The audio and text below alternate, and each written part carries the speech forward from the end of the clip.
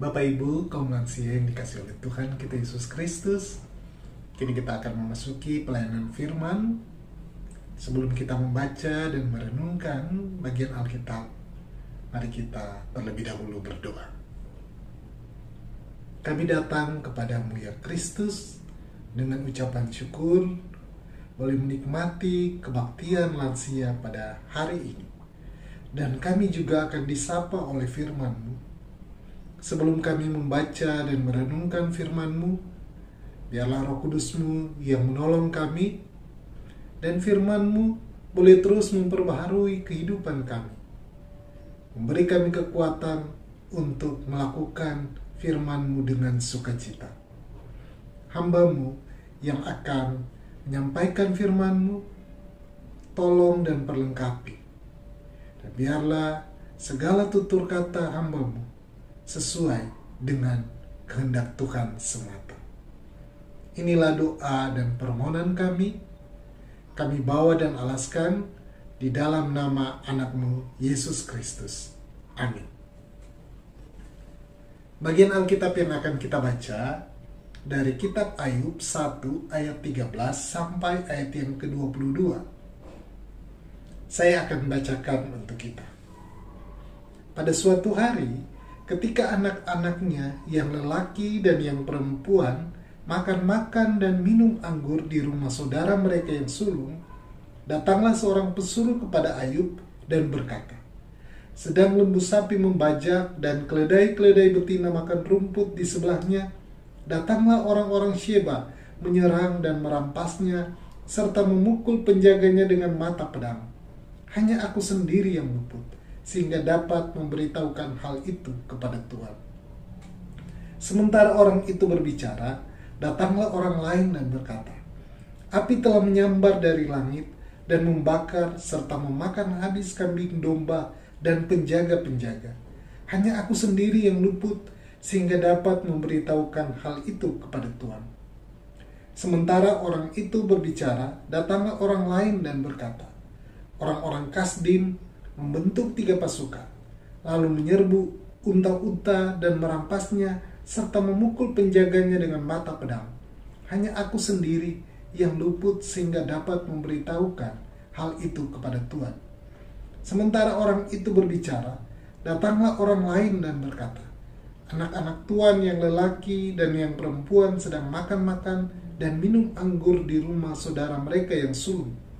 Maka tiba-tiba angin ribut bertiup dari seberang padang gurun, rumah itu dilandanya pada 4 penjurunya dan roboh menimpa orang-orang muda itu sehingga mereka mati. Hanya aku sendiri yang luput sehingga dapat memberitahukan hal itu kepada Tuhan. Maka berdirilah Ayub lalu mengoyak jubahnya dan mencukur kepalanya, kemudian sujudlah ia dan menyembah, katanya, dengan telanjang aku keluar dari kandungan ibuku, dengan telanjang juga aku akan kembali ke dalamnya. Tuhan yang memberi, Tuhan yang mengambil, terpujilah nama Tuhan. Dalam kesemuanya itu, Ayub tidak berbuat dosa dan tidak menuduh Allah berbuat yang kurang patut. Demikianlah firman Tuhan. Berbahagialah kita yang mendengarkan firman Tuhan dan memelihara di dalam kehidupan kita setiap hari. Haleluya. Bapak Ibu kaum lansia yang dikasih oleh Tuhan kita Yesus Kristus, ada yang berkata bahwa siklus manusia itu diawali dengan kesendirian dan akan berakhir dengan kesendirian. Sejak dia lahir, kemudian dia tumbuh, memiliki banyak teman, memasuki masa remaja dan pemuda, dan ketika ia menikah, jumlah temannya semakin sedikit. Teman-teman terbatas kepada komunitas tertentu, entah kerja atau pelayanan. Lama-kelamaan, hubungannya menjadi semakin terbatas kepada suami dan istri. Ketika memiliki anak, jumlah keluarga menjadi bertambah. Namun ketika anak-anak semakin besar dan kemudian mereka berkeluarga, anak pun keluar dari rumah sehingga kita tinggal bersama dengan pasangan kita lagi atau berdua kembali. Ketika semakin tua, mulai mengalami kesulitan berelasi dengan orang lain. Akibatnya lebih banyak menghabiskan waktu berdua, dan ketika pasangannya dipanggil oleh Tuhan, maka seseorang akan kembali sendiri. Dan terakhir, dia sendiri akan dipanggil menghadap Tuhan. Siklus hidup seperti ini dipahami dengan baik oleh Ayub. Bahkan Ayub sangat menyadari bahwa siklus hidup yang seperti itu sesungguhnya adalah bagian dari kuasa Allah. Itu sebabnya walaupun Ayub mengalami kehilangan, penderitaan, dan juga kesepian, Ayub tetap tegar, bahkan tetap memuliakan Tuhan. Para lansia yang dikasihi Tuhan, kita juga berada pada siklus hidup yang mengalami banyak keterbatasan. Keterbatasan baik secara fisik maupun juga relasi yang mulai terbatas. Karena anak-anak sudah berkeluarga dan meninggalkan rumah. Atau bahkan beberapa di antara kita saat ini tinggal sendiri karena pasangan kita sudah dipanggil Tuhan terlebih dahulu. Dalam keadaan seperti ini, Tuhan mengajak kita belajar dari Ayub yang bisa tetap memuliakan Tuhan di tengah situasi sulit. Kisah Ayub sungguh tragis dan menyedihkan. Tiba-tiba saja orang Sheba merampas lembu sapi dan keledai miliknya. Ayat 15. Lalu api menyambar dan membakar habis kambing domba dan penjaga-penjaganya. Ayat 16. Tambah lagi, orang Kasdim merampas unta-untanya. Yang lebih menyedihkan lagi, anak-anaknya baik perempuan dan lelaki meninggal karena angin ribut yang menghantam rumah mereka hingga menimpa mereka. Dalam keadaan seperti ini, Ayub pasti terpukul, sangat terpukul. Apakah Ayub bersedih? Tentu saja. Ayub sangat sedih karena kehilangan harta, terlebih kehilangan orang-orang yang dikasihinya. Tapi Alkitab menceritakan, maka berdirilah Ayub lalu mengoyak jubahnya dan mencukur kepalanya. Ayat 20, tindakan Ayub ini adalah ekspresi dari kesedihan, dari kehilangan yang besar. Selanjutnya, apakah Ayub menyalahkan Tuhan? Tidak. Ayub malah memuliakan Tuhan.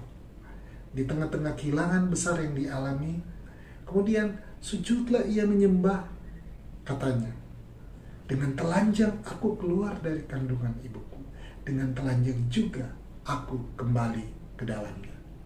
Ayat 20 dan 21.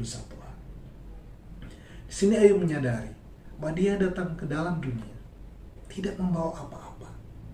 Segala sesuatu yang dia miliki adalah pemberian Tuhan. Oleh karena itu, dia tidak tenggelam dalam kesedihan dan kehilangan. Maka Ayub meyakini bahwa apa yang ada di dalam hidupnya sesungguhnya pemberian Tuhan, sesungguhnya milik Tuhan. Kata-katanya yang memberikan kekuatan, Tuhan yang memberi, Tuhan yang mengambil. Terpujilah nama Tuhan. Ayat 21b. Kesadaran bahwa segala sesuatu itu adalah pemberian dan milik Tuhan mendorong Ayub bahkan dalam situasi yang paling sulit di hidupnya untuk tetap memuji Tuhan. Maksudnya Ayub bersyukur bahwa dalam kehilangan dia disadarkan akan karunia Tuhan yang sudah terus diberikan kepadanya dan kembali kepada Tuhan Sang Pepilih. Kesadaran bahwa segalanya dalam hidup adalah milik Tuhan membuat Ayub tidak berdosa dan tidak menuduh Allah berbuat yang kurang patut. Ayat 22. Ayub mampu menyadari bahwa segala hal yang ia miliki berasal dari Tuhan untuk kebaikan hidup Sehingga Ayub tetap memuliakan Tuhan, bahkan di tengah-tengah kehilangan yang dia rasakan. Kaum lansia yang dikasihi oleh Tuhan kita Yesus Kristus, kemampuan yang hebat, kepintaran, kedudukan, harta benda, pasangan, dan keluarga adalah pemberian Tuhan untuk kebaikan kita. Oleh karena itu, kita patut memuliakan pemilik segala sesuatu. Ketika kita diberi, kita mensyukurinya, memuji Tuhan. Ketika kita sudah selesai menikmati segala pemberian Tuhan itu, kita juga tetap bersyukur. Kita sanggup bersyukur dalam segala hal. Bapak Ibu kaum lansia yang dikasihi Tuhan, ada dua pertanyaan pendalaman bagi kita. Yang pertama, apakah kita sudah menghayati betul bahwa hidup ini milik Tuhan, sehingga sekalipun harta dan segalanya lenyap, kita tetap memuliakannya? Dan yang kedua, daftarkan tindakan yang kita lakukan untuk menghibur mereka yang kehilangan atau mengalami kelemahan, sehingga mereka tetap bisa memuji Tuhan. Tuhan memberkati kita. Amin.